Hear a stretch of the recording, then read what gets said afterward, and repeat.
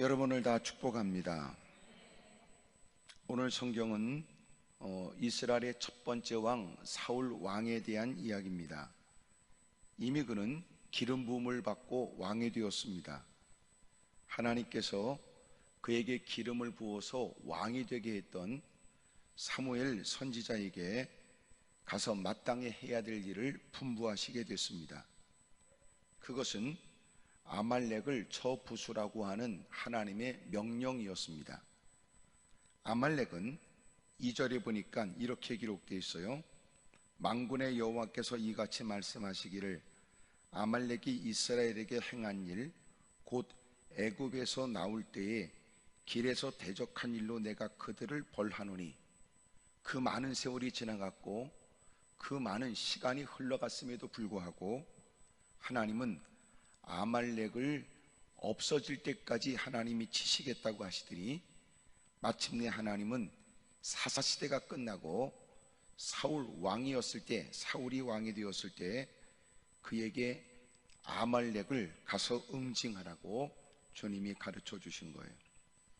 이스라엘 백성들이 출애굽을 할 때 아말렉은 아주 치사하고 잔인하게 이스라엘 백성들이 후미를 쳐 뒤처진 병들거나 그리고 마음껏 움직이기 쉽지 않은 많은 사람들을 쳤습니다.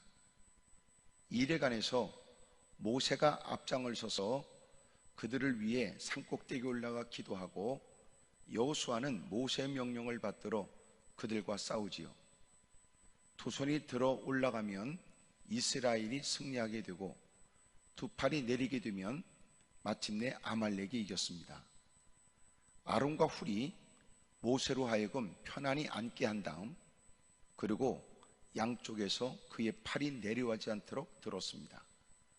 그리고 전쟁은 크게 승리하게 되었고 이 사실을 여호수아에게 알리게 했으며 하나님은 아말렉과 대대로 싸우시겠다고 말씀하셨던 거예요. 그랬던 일들을 그 많은 세월이 지나도 주님은 또렷하게 기억하시는 거예요. 죄가 그렇습니다. 그 많은 시간이 지나 우리는 기억나지 않아도 하나님은 행한 대로 갚아주신대요.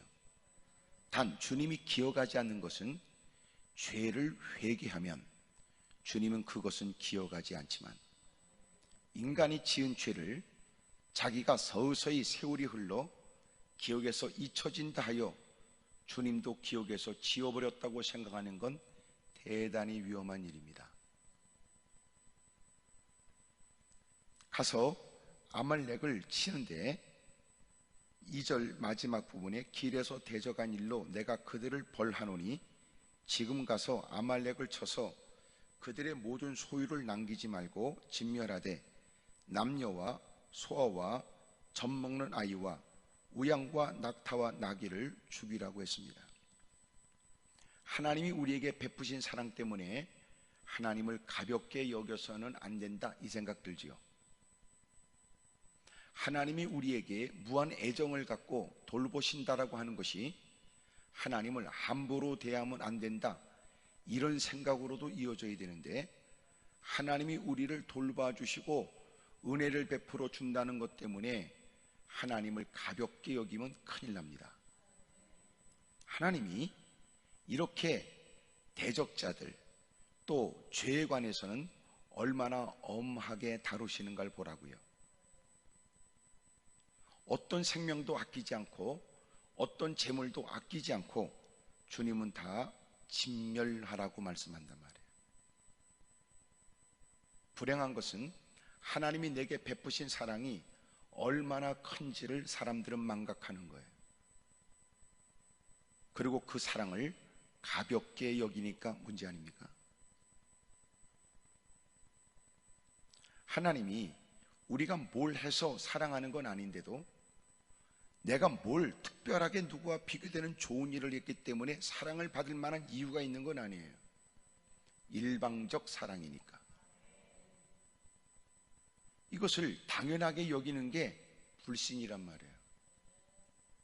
그 사랑에 감격하고 그 사랑을 고마워해야 됩니다. 하나님이 아말렉을 대하는 모습을 보란 말이에요. 얼마나 무서운가. 인간이 아무리 못됐어도 어린 아이들이라면 함부로 대하면 안 될 것 같고, 여성이라면 그들 앞에서 그들이 적이라 할지라도 기사도 정신이 좀 있어야 될 것 같은 그런 생각이 우리에게 들 때도 주님은 이렇게 아말렉의 모든 남녀와 소아와 젖먹는 아이와 우양과 낙타와 낙이 모든 소유를 남기지 말고 진멸하고 죽여버리래요. 섬뜩하죠. 주님의 사랑을 받고 있는 게 얼마나 감사해요.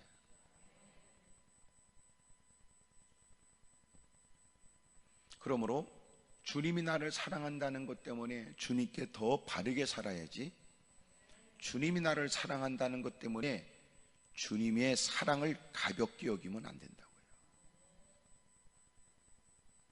당연하게 여기면 안 되고 감격과 기쁨으로 여겨야 돼요. 사울이 사람들을 소집했고 아말렉을 싸웠습니다. 하나님은 큰 승리를 그들에게 주었습니다. 7절, 사울이 하윌라에서부터 애굽 앞 술에 이르기까지 아말렉을 치고 아말렉 사람의 왕 아각을 사로잡고 칼날로 그의 모든 백성을 진멸하였으되, 백성과 사울과 백성이 아각과 그의 양과 소의 가장 좋은 것 또는 기름진 것과 어린 양과 모든 좋은 것을 남기고 진멸하기를 즐겨하지 아니하고 가치 없고 하찮은 것은 진멸했습니다. 이 기준이 철저히 백성들과 사울에게 있었다는 것이 안타까워요. 진멸해야 될 모든 이유와 기준이 하나님께 있어야 했습니다. 하지만 그들은 그들의 기준으로 일방적으로 자신들이 볼 때 괜찮은 건 살리고 자신들이 볼 때 쓸모없다 싶으면 그것은 진멸했대요. 하나님이 이 사실을 알았습니다. 10절, 여호와의 말씀이 사무엘에게 임하니라. 내가 사울을 왕으로 세운 것을 후회하노니 그가 돌이켜서 나를 따르지 아니하며 내 명령을 행하지 아니하였음이니라. 사무엘은 일 때문에 근심하고 온 밤을 하나님께 부르짖어요. 하나님은 그따구 사울을 위해서 더 이상 기도하는 걸 원치 않았어요. 드디어 사무엘이 사울을 만나러 갔더니 이 사울이 뻔뻔하게 갈매에 이르러 이번에 승리하게 된 것에 대한 자기를 위한 기념비를 세웠습니다. 참 못됐지요. 하나님의 베푸신 은혜에 자기의 이름을 나타내기 위해서 힘쓰고, 급기야 당신은 왜 하나님 말씀에 불순종했냐고 물으니까 그는 말하기를 자기가 한 게 아니고 백성들이 제사를 드리기 위해서 살찌고 좋은 짐승을 끌고 왔다고 핑계대요. 그러면서 제사를 빙자했습니다. 여러분, 제사는 명분이 아니에요. 제사는 조건도 아니에요. 제사는 마땅한 의무의 일이에요.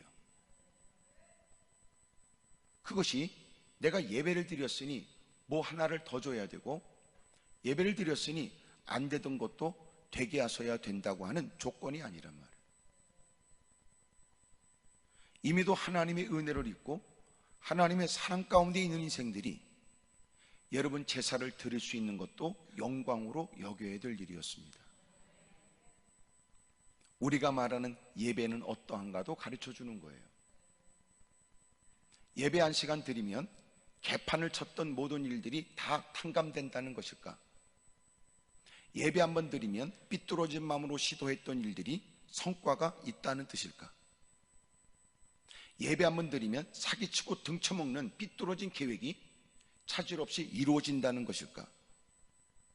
그런 생각이라면 그 예배가 얼마나 끔찍합니까?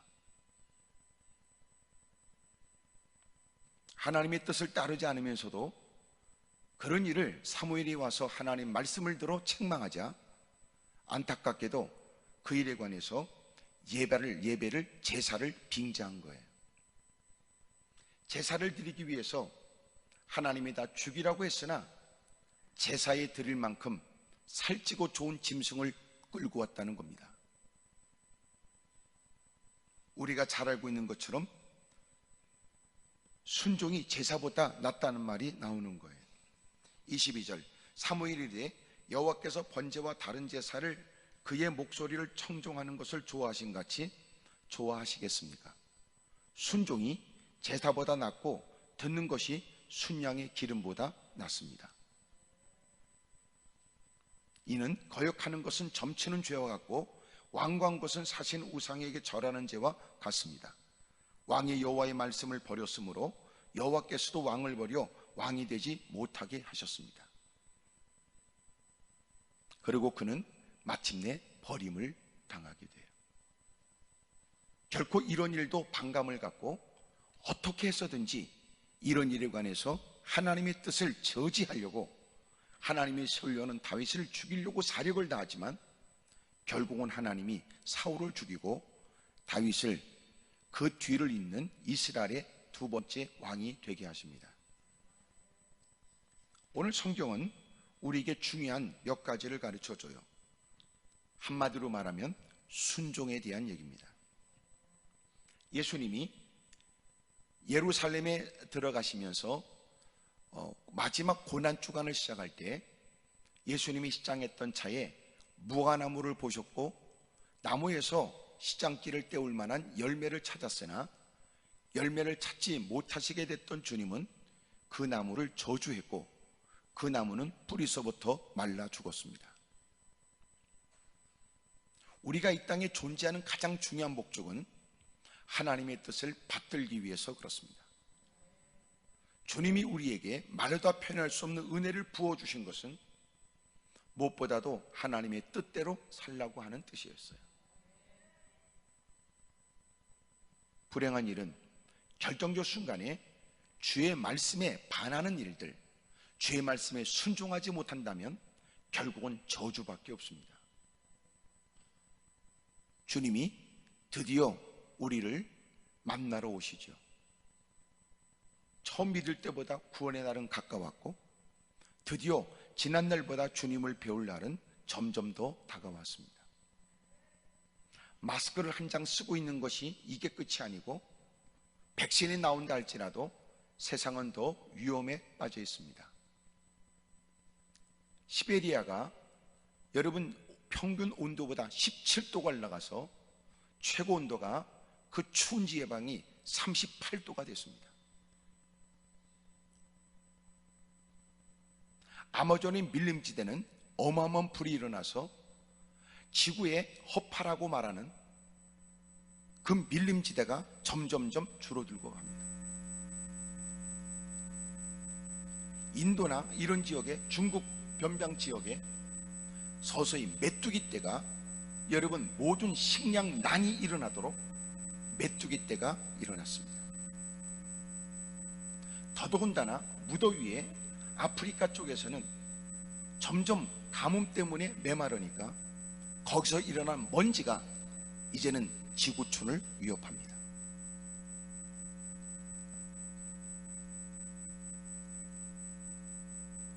미국에서 보낸 신문을 보면 불행은 혼자서 오지 않는다는 말과 함께 코로나 바이러스가 끝이 아니다 그러면서 경고하고 있는 거예요. 주님이 오실 날이 가까웠다는 겁니다. 요새 강국들이 힘겨루게 하기 위해서 우리가 뉴스로 접하는 얘기만 들어도 여러분 만만치 않다, 심상치 않다라고 느낍니다. 나비 효과에 의해서 소위 말해서 큰 영향을 끼치는 나라에 문제 생기면 조그만 나라는 어렵죠. 특별히 큰 배가 지나가면 큰 배 옆에 있는 조그만 배는 홀랑 뒤집어져 버립니다. 그 큰 배가 일으키는 파도 때문에 그렇습니다.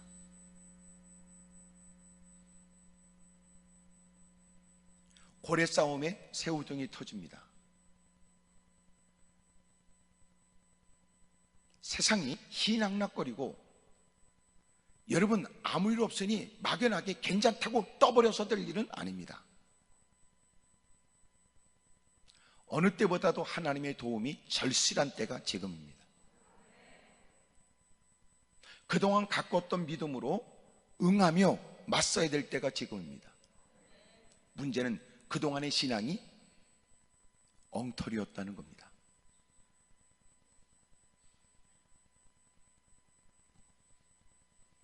결정적 순간에 하나님 말씀에 순종해야 되는데 결국은 겉으로 볼 때는 번제로했고 겉으로 볼 때는 남다른 직분을 갖고 있으니 뭔가 대단한 사람처럼 보여졌지만 결정적 순간에는 주님 앞에 보일 게 없는 겁니다.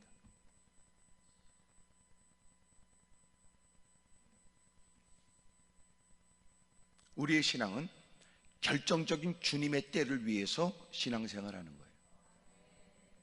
결정적 순간 주님이 우리에게 부르시고 일을 맡기시고 부정할 수 없도록 깨닫게 하시는 결정적 그날을 위해 오늘을 사는 거예요.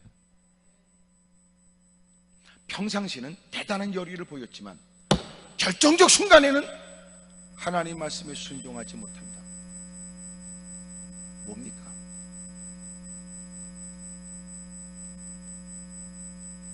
무화과 나무는 저주를 받고 죽어버립니다. 주님이 우리에게 원하는 게 뭐가 있습니까? 주님이 비싼 대가를 치러 우리를 건져내 주시고 우리에게 원하는 건 없습니다. 무엇을 해도 갚을 수 없는 은혜 앞에 주님이 우리에게 원하는 건 그저 우리에게 다 복이 되어지는 말씀대로 사는 겁니다. 신앙생활의 최고의 정점에 이르는 최고의 신앙은 뭘까요? 절대 순종입니다. 예수님이 죽기까지 복종하신 것처럼 하나님 말씀을 위해서 전적으로 복종하고 순종하고 사는 거예요. 문제는 우리는 그게 안 되죠. 점점 개인적 요구가 많았던 사람이 서서히 믿음을 갖게 되고 신앙이 성장하면서 일어나는 변화는 이제는 하나님 말씀을 들으려고 하고 이제는 하나님 말씀을 따르려고 하죠. 그게 바른 신앙이에요. 그러면서 이제는 아브라함이 하나님의 음성을 듣게 됩니다. 이제야 네가 나를 경외하는 줄 알겠다라고 하는 말씀을 듣기까지 말도 되지 않고 이해가 되지 않는 아들을 죽여 번제로 드리라고 하는 말씀도 기꺼이 갈등 없이 순종합니다.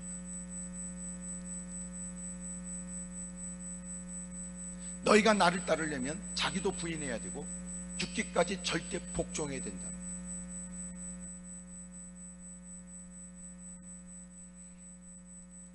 주님이 우리에게 원하는 건 순종입니다. 오늘 성경에 우리에게 세 가지를 가르쳐 주는 거예요. 첫 번째, 15장 1절 사무엘이 사울에게 이르되 여호와께서 나를 보내어 왕에게 기름을 부어 그의 백성 이스라엘 위에 왕으로 삼으셨은즉 이제 왕은 여호와의 말씀을 들으십시오. 하나님이 누군가를 또 위에 세워서 그 모든 중요한 직책과 직무의 일들을 감당하도록 권한과 그 권위를 그에게 허락해 주셨다면 그것은 하나님 말씀에 순종하라는 뜻입니다.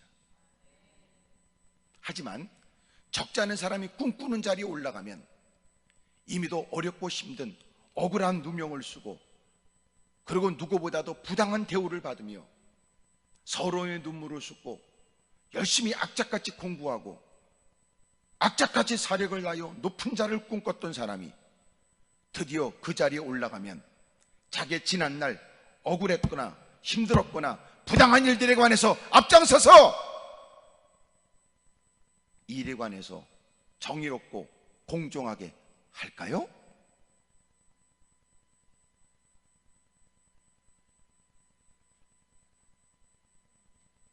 올라가고 나면 똑같은 인간이 되어버립니다.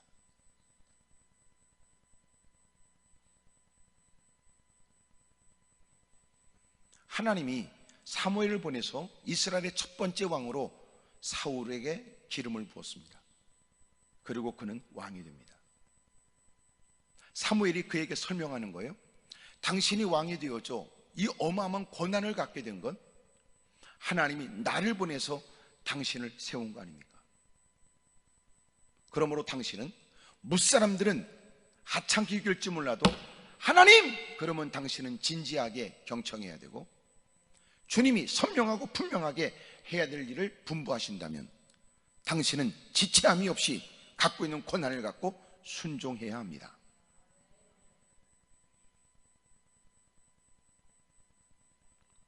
주님이 세운 것은 순종하라는 뜻이지만, 만약 우리가 이전에 꿈꾸던, 오랫동안 가슴에 품었던 더 좋은 위치, 더 나은 환경으로 돌아갔을 때 우리는 순종이 될까요? 순종이 되는 게 아니라 그동안 하고 싶었던 것을, 죄악된 일을 펼치기 시작합니다. 싫다고 하면서도 마음 가운데는 부러워했고, 저주하고 원망하며 그 사람에 관해서 나쁜 말을 일삼았던 사람이지만 정작 자기가 그만한 위치에 오르게 되면 더 창의적인 죄를 짓게 될지도 모릅니다.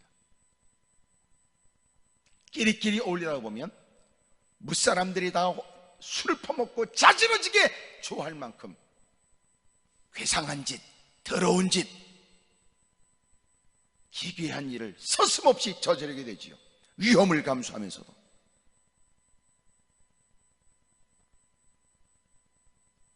그것이 술 퍼먹고 낄낄거리는 인간들이 즐기는 방법입니다.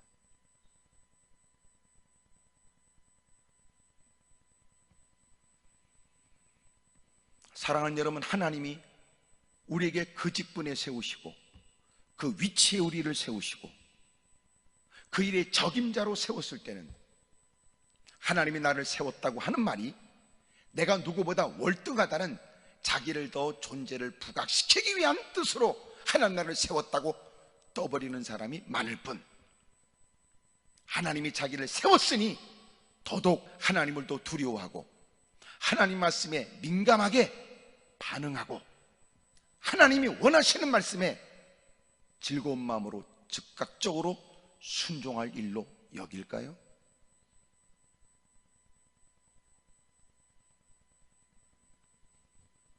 그래서 상처 입고 힘들어하는 사람들이 모인 예배 자리에서는 하나님이 우리같이 연약한 사람을 들어서 하나님이 콧대를 세우고 거들먹거리는 인간들을 부끄럽게 합니다. 그러면 틀니가 빠져나가도록 아멘해.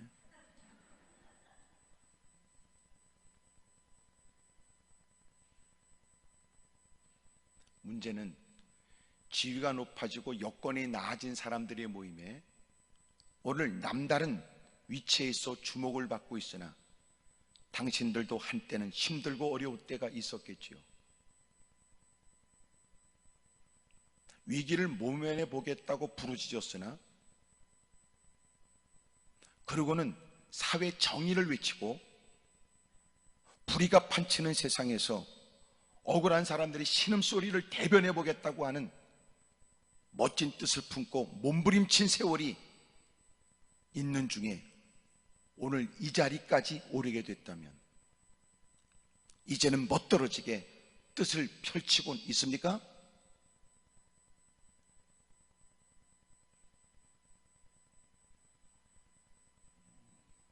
드디어 그렇게 힘들고 어려울 때 나는 그 위치에 올라가면 멋들어지게 하나님의 영광을 위해 앞장서서 위험을 감수하면서라도 주의 영광을 드높이겠다고 하는 일들이 잘 되고 있는 겁니까? 싫어하죠. 그게 사람이에요.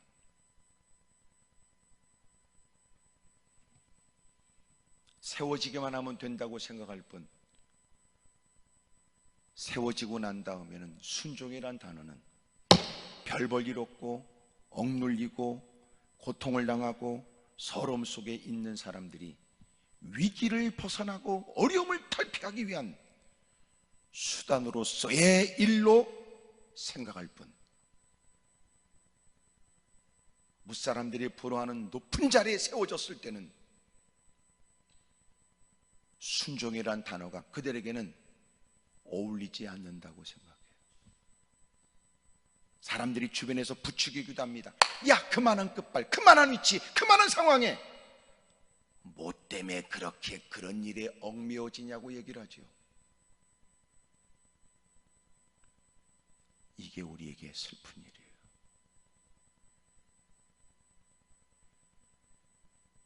오늘 그 처지에 여러분, 환경과 여건에 나아지면 지금은 하고 싶어도 하지 못하는 일을 그때는 할 수 있는 여력과 힘이 생겼을 때 지금과 같은 마음이 변함없이 순종하려고 애쓰게 될까요?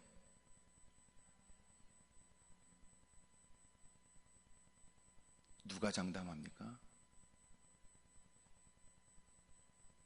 그래서 되어지는 꼬라지를 보면 누구를 함부로 말하지 말고 지금 여러분 있는 자리에서 자신을 살피세요. 그는 그 자리에 세워졌는데도 불순종하는 볼상사나운 짓을 하고 있다면 오늘 우리는 삶의 현장에서 그 형편에, 그 위치에, 그 형편에 있게 된 것도 주님의 은혜니까 그 형편에서도 순종하라고요.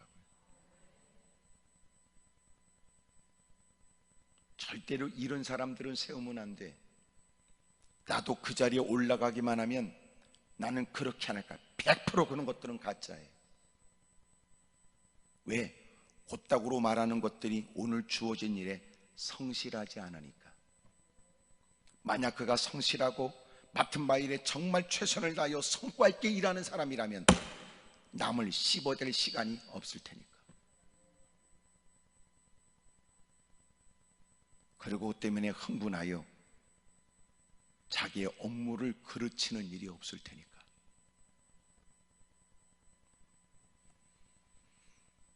하나님이 세워주신 것은 순종하라고 세우신 거예요. 크게 아멘 하십시다. 따라합시다. 하나님이 세워주신 건 순종하라고 세우신 겁니다. 아멘이시지요? 그래요. 여러분 언제나 그렇게 순종하고 살아야 돼요. 두 번째로 보세요. 하나님이 아말렉과의 전쟁에 주님이 싸우라고 말씀했고 전쟁은 어떻게 됐어요? 크게 승리했어요. 마침내 7절에는 아말렉 사람을 치고 왕 아각을 사로잡고 모든 백성은 진멸했으나 자신들이 보기에 탐욕스러움을 자극할 만한 것들은 살려뒀어요. 전쟁은 이기게 된 겁니다. 여러분, 하나님이 세운 것은 순종하라고 그런 거예요. 두 번째로 하나님이 전쟁을 이기게 하신 것도 왜 그래요? 순종하라고 그런 거예요. 어찌 보면 주님의 관심은 그 전쟁에 이기고 지는 게 아니었던 것 같아요. 주님의 관심은 어디 있어요? 그들이 하나님 말씀대로 어떻게 행하느냐를 주님은 주목하신 거예요. 만약 우리가 늘 긴장 속에서 준비해야 되고 여러분 두려움 속에서도 최선을 다해야 되는 어떤 경쟁 구도와 피할 수 없는 여러분 싸움이나 등등의 모든 일들을 치러가면서 하나님께서 그 일에 큰 성과와 승리를 우리에게 주셨을 때 이유가 어디 있어요? 순종하라.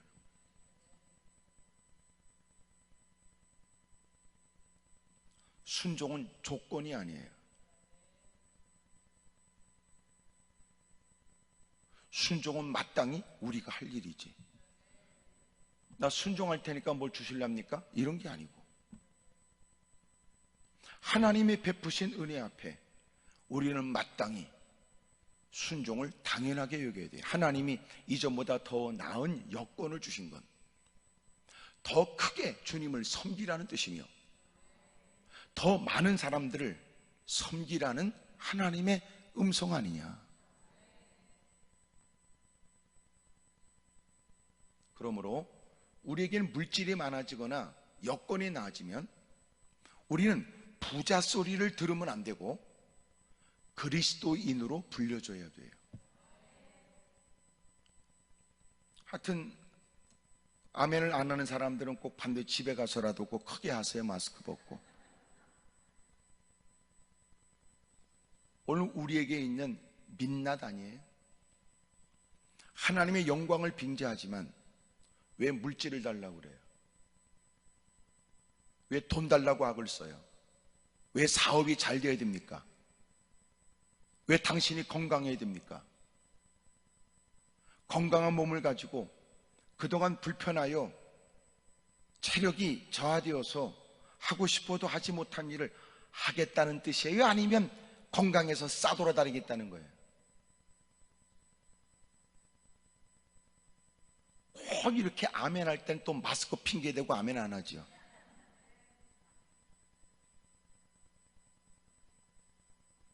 하나님이 당신에게 기도의 응답을 주시고 마침내 무사람들이 다 주목할 만큼 성과 있는 어떤 일들이 이루어지게 되었을 때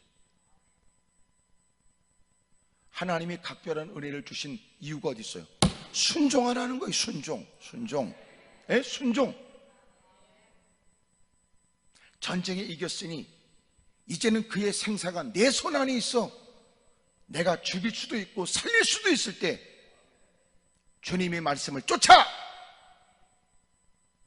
살찐 거라도 죽이고 동정심이 유발되지만 그래도 주님이 죄를 경멸하는 것처럼 제거하라는 일에 제거하고 이걸 좀 가져가면 내 자신을 좀 드러낼 수 있는 기회가 될 거라고 하는 생각에 왕 아각을 죽여야 되지만 끌고 왔던 거거든요. 사람들 앞에 한 나라의 왕이 사울 왕 앞에서 목숨을 건지기 위해서 바싹 엎드려 목숨을 구걸하는 모습을 사람들 앞에 과시하고 보여주고 싶었던 겁니다.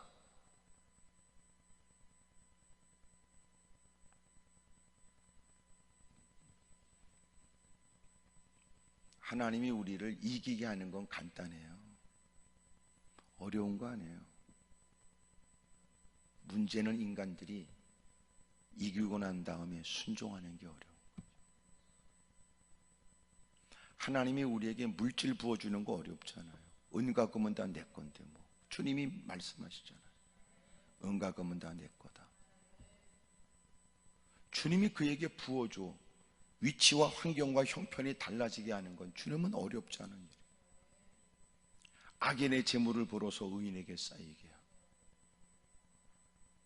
못된 인간들의 재물은 어느 순간 새가 날개가 나오듯이 여러분 졸지에 날아가도록 만들어버려요.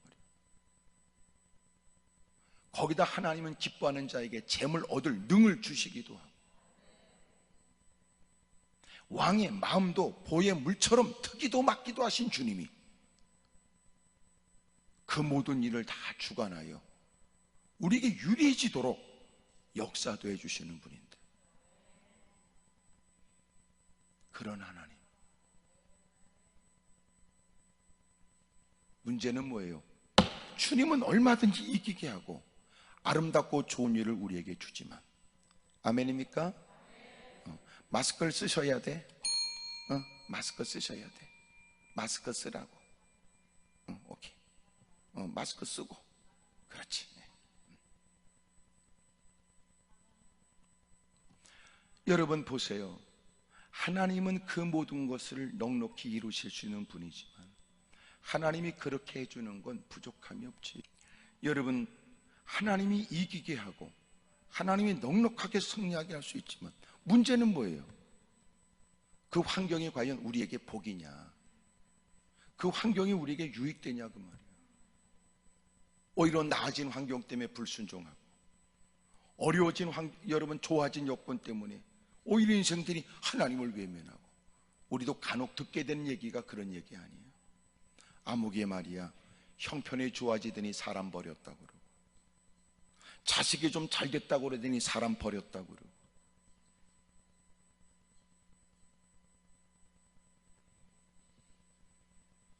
이게 인간인지라 어렵고 힘들어서 마음에 상처 입고 외면당하고 무시당하고 했던 마음 때문에 형편이 좋아지면 나타내고 싶어해.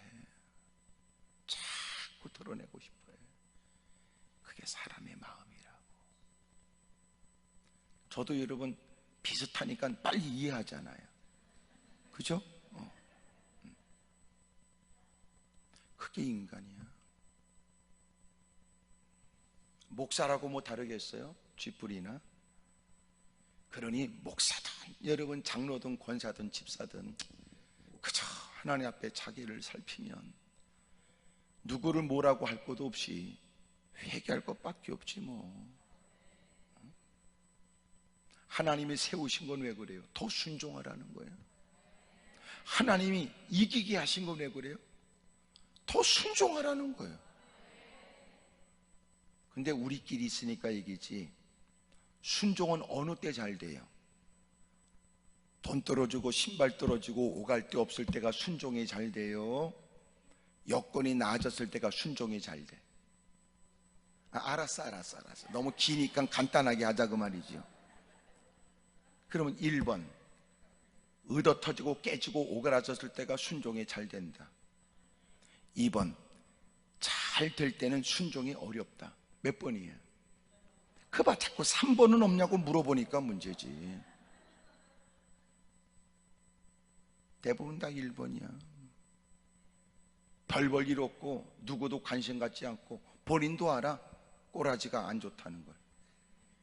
그럴 때는 서러움 때문에 눈물을 쏟고 말씀을 듣는 자세도 진지한 것처럼 보여지고, 또 깨닫게 하시면 또 하나님이 내게 말씀하신 것 같다고 그러고 뭐 새로운 각오도 결단도 많이 하지만 형편과 여건이 나아지면 그에게는 순종이 없어요. 어렵다고요.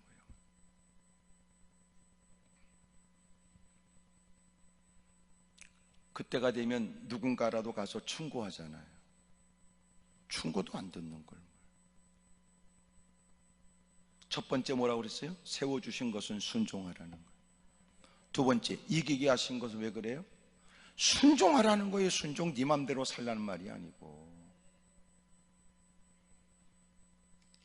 세 번째로 드디어 오늘 본문에 사무엘을 하나님이 보내셔서 그에게 아주 직설적으로 얘기를 하죠. 당신이 작게 여길 그때 하나님이 당신을 왕으로 세워준 거 아닙니까?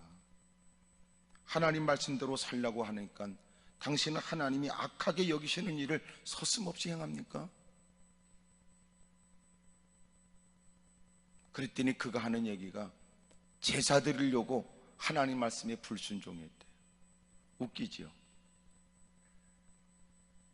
제사를 드린다, 그것은 이미도 아름다운 삶이 존재하고 그리고 하나님께 예배를 드려야 그 예배가 더 가치 있는 거 아닙니까? 바른 생활이 있는 사람이 그 하나님께 예배 드리는 예배도 존중받지 않겠어요? 바르지 못한 그릇된 생활을 한 사람이 예배랍시고 모여서 남다른 신앙의 모습을 보인다고 하는 거짓과 가식의 일들이 얼마나 부끄러운 모습이냔 말이에요. 그래서 예배 드리는 모습 가지고는 그 사람의 신앙을 알 수가 없어요. 내가 이런 얘기를 몇 번 했지만 일본의 어떤 교회, 여러분 술집에서 일하는 여성들을 데리고 있는 포주가 교회 권사고,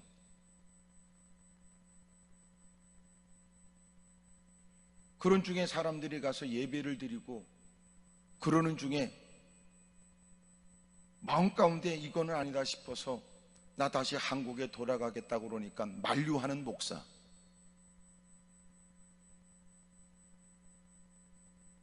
너무나 끔찍하지 않아요?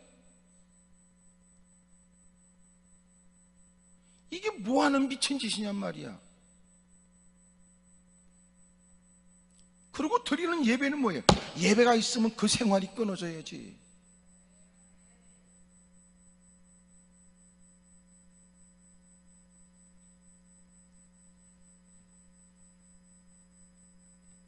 그리고 또 그렇게 해서 이런 무슨 뭐 권사는 무슨 선교위원장 한다고 그러고 돈 몇 푼 해가지고 그렇게 해서 번 돈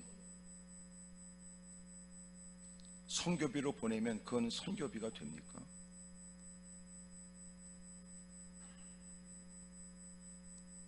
여러분, 하나님이 얼마나 가슴 아프시겠어요. 나 그런 돈은 필요 없어. 그런 돈 필요 없으니까 너나 깨끗하게 살아. 너나 깨끗하게 살아라.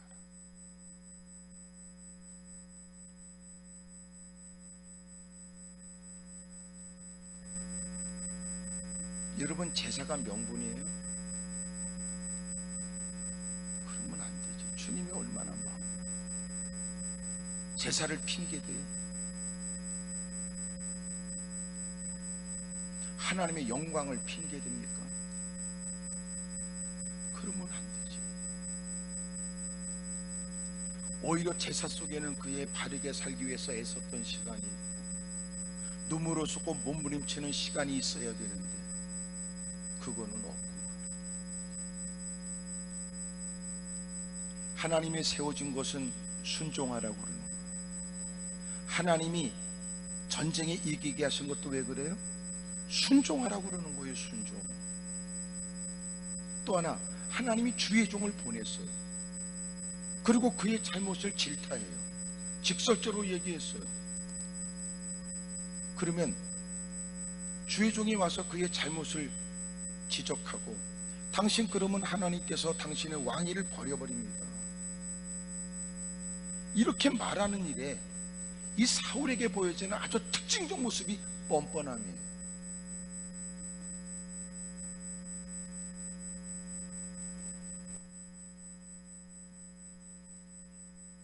그가 그렇게 얘기를 듣고도 30절 보세요. 사울이 이르되 내가 범죄하였을지라도 이제 청하옵나니 내 백성의 장로들 앞과 이스라엘 앞에서 나를 높이사 나와 함께 돌아가서 내가 당신의 하나님 여호와께 경배하게 하소서 했습니다. 자기 체면을 위해 하나님 말씀 앞에서 뻔뻔하게 이를 데 없는 인생. 결국 하나님이 그를 버려버리지요. 하나님이 주의 종을 보낸 건 왜 그래요? 순종하라는 거예요. 때로는 그것이 그에게 자극적인 경고의 말씀이고, 여러분 참으로 그 위치에서는 얼굴이 벌거질 만큼의 책망의 말씀이지만, 그래도 주의 종을 보내신 것은 왜 그래요? 순종하라는 거예요. 순종. 이제라도 순종하라는 거예요. 이제라도. 그걸 거절해요. 그리고 하나님은 드디어 회개하고 돌이킬 마음은 추호도 없고, 하나님이 세우려고 하는 다윗을 죽여버리면 하나님의 뜻은 무산되고 자기가 원하는 대로 될 수 있다고 생각했어요. 다윗도 사울을 죽일 수 있는 두 번의 기회가 있을 때도 하나님이 기름 부은 그를 건들진 않습니다. 하나님이 처분해버린단 말이에요. 블레셋과의 전쟁에서 죽여버리거든. 그의 집구석이 다 망합니다. 다윗의 집안은 점점 흥하고 사울의 집안은 점점 쇠하지요. 하나님이 세우신 것은 순종하라는 거고, 이기게 하신 것도 순종하라는 것이었으며, 죄종을 통하여 그의 아픈 부분을 자극하고 숨기려고 하는 걸 드러내게 하고, 어떤 누구도 감히 말하지 못한 부분을 대놓고 지적하는 것도 이제라도 순종하라는 거였습니다. 문제는 요새 세상은 순종이라는 걸 싫어해요. 그리고 순종하며 살았던 지난 날을 얘기하면 꼰대가 돼버려요. 요새는 더러운 개 같은 성질인지 개성을 얘기하려면 돌출된 행동을 해야 되거나 무슨 남들이 하지 않는 뭔가를 해야 착각 속에서 이것이 무슨 창의적인 일처럼 세상이 이상해졌단 말이에요.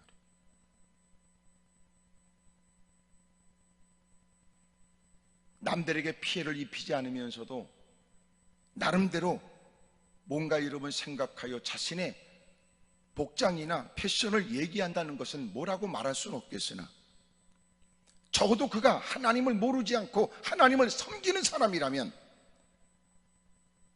누가 뭐라고 말하기 전에 하나님에 의한 통제와 절제와 의식 있는 삶을 살아야 되는 거 아닙니까?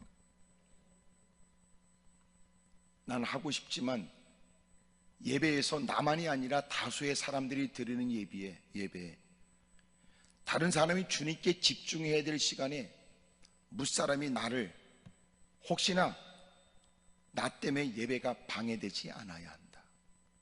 그렇잖아요. 사람이 여러분 몸에서 나쁜 냄새가 나지 않도록 향수를 뿌리는 건 있을 수 있겠으나 다른 사람이 숨이 막히게 하면 안 되지. 자신은 그래서 여름이요 편해서 그런 복장을 하게 됐다고 말하고 누구도 그 복장에서 말하면 이게 무슨 성차별이나 뭐 있다고 얘기를 헛소리 해야 되는 세상 가운데서도 내가 다수의 사람들과 하나님께 예배를 드리는 예배 현장에서는 예배의 분위기에 맞는 복장을 해야 된다 라고 하는 것 정도는 의식 있는 인간이라면 당연한 거 아닙니까? 다른 사람을 전혀 고려하지 않고 예배라는 의식을 전혀 상관없이 오히려 예배를 방해하거나 무사람들의 시선을 끌게 되거나 예배에 집중하지 못하게 하는 것은 문제가 됨에도 불구하고 정작 본인이 모른다는 건 불행하니 우리가 해야 될 일이 뭐예요? 순종입니다. 순종. 지난 시대에 여러분 하나님을 만나고 경험했던 사람들은 순종이란 단어에 사람들은 고개를 떨구게 되지만 요새는 가면 갈수록 순종이란 말들을 얘기만 들려지면 반발할 거리라고 생각하거나 반항해도 괜찮다고 하는 의식을 갖고 있는 이런 모습들이 교회 안에서 번져나가는 건 대단히 위험해요. 사랑하는 여러분, 주님이 우리에게 원하는 건 순종이에요. 아멘입니까? 주님이 우리에게 요구하는 거 다른 거 없어요. 우리가 무슨 짓거리를 해서 그 전능하고 위대하신 하나님 마음을 흡족하게 할 수 있겠습니까? 어떤 노력으로 그 존귀하신 주님 마음을 즐겁게 할 수 있겠습니까? 단 주님이 우리에게 하시는 말씀대로 순종하는 모습의 주님은 그와 함께하고 그 모습을 기뻐하시고 그 모습에 누군가 도전하는 일들을 막으시고 그가 수고해서 얻어낼 수 있는 성과는 아니나 순종하는 그의 모습을 기뻐하시는 주님이 그런 그를 통하여 영광을 받으시기 위해 수고로서는 만들 수 없는 결과가 있게 하시는 거예요. 그리고 그는 그렇게 말하겠지요. 저는 기도했고 그저 저는 나름대로 최선을 다할 뿐이나 되어진 일들은 내 수고의 결과가 아닌 그저 순종한 것을 기쁘게 여기셨던 주님의 은혜가 아니냔 말이에요. 그러면 기도를 왜 해요? 기도하는 것은 순종하기 위해서 기도하는 거예요.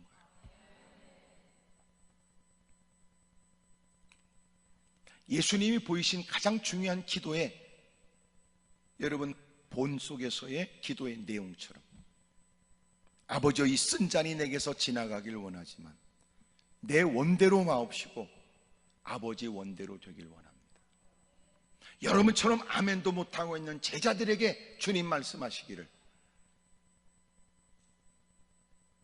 내가 지금도 입술을 열면 하나님은 12용도 되는 어마어마한 천군 천사가 와서 이 하찮은 사람들에게 모욕을 당하는 나를 얼마든지 지키고 이들을 물리칠 수 있으나 내가 이 일을 위해 왔으므로 기꺼이 무능하진 않아도, 기꺼이 연약하진 않아도, 때로는 누군가는 이해를 못한다 할지라도, 많은 사람들이 반대해도 가까이 있는 제자들에게조차 지지를 받지 못해도 예수님이 이 땅에 오신 것은 아버지의 뜻을 받들러 오셨다는 거예요.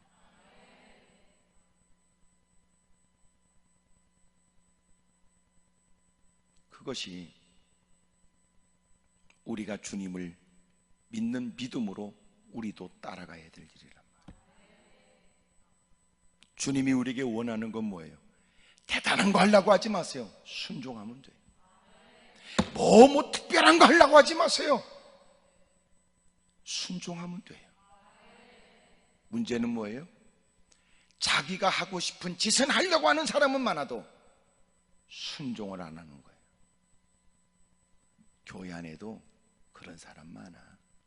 예수 믿는다고 하는 사람들 가운데도 돈 푼개나 있으면 또 사람들이 어떻게 보여질까 계산해가면서 뭐 대단한 일을 해보겠다고 나서는 사람들. 그러나 정작 순종해야 될 일들은 순종하지 않아요. 그러고는 자기가 하고 싶은 짓만 하려고 한단 말이에요. 꼭 고르는 것들이 자기는 하고 싶은 건 하고 하라는 건 하고 싶지 않다는 거야. 그런 사람들이 헌신하는 거는요, 반드시 뒤탈이 따르게 돼 있어요. 사랑하는 여러분, 주님이 우리에게 구원의 은혜를 베풀어 준 것은 이제부터 뭘 하라는 거예요? 순종하라는 거예요. 주님이 은혜를 베풀어 주신 이유가 어디 있어요? 순종하라는 거예요. 순종. 그래서 예수님을 믿는 건 가장 쉬운 일이다 라고 한 것은 하나님이 결정하시는 일에 따르기만 하면 된다는 거예요. 너무 쉽죠. 근데 왜 우리는 이게 어려워요? 불순종하고 싶은 죄악의 습성 때문에 그래요. 자꾸 자기 똥꼬집대로 살고 싶고 사람의 눈길을 의식하여 자기 의지대로 자기 맘대로 하고 싶은 마음이 우리에게 있는 거예요. 하여튼 어떻게든지 자기를 감추려고 가만히 있지만 이 분위기는 여러분 오히려 여러분이 누구라는 사실을 더 확연히 드러내지. 여기 있는 목사도 예외가 아니에요. 사랑하는 여러분, 순종하고 살아야 됩니다. 아멘입니까? 하나님, 나 순종하며 살 수 있도록 도와주세요. 오늘 내가 원하는 거, 주님이 내가 원하는 일에 동의하거나 그런 일에 개입해서 주님이 그 능력을 나타내고 내가 얼마나 대단한 사람인가를 주님이 그 힘으로 과시해서 보여줬으면 좋겠다는 마음이 우리에게 있어요. 그러나 정작 주님이 우리에게 원하는 건 순종하는 거예요. 할렐루야. 우리는 하나님이 나의 아버지라는 것 때문에 서슴없이 우리는 불순종도 계획하지만 오히려 우리가 하나님을 아버지라고 부르는 자녀라면 우리는 자녀답게 순종해야 되겠죠. 오늘 그 자리에 여러 가지 원하는 바를 하나님께 요청하겠다고 다가온 여러분이지만 오늘 주신 이 말씀 때문에 순종하겠다고 고백하십시오. 주여, 순종하겠습니다. 주의 뜻대로 하십시오. 뭐든지 말씀대로 행하겠습니다. 그 마음이 일어나기를 축복합니다. 기도하겠습니다. 무릎을 꿇지요.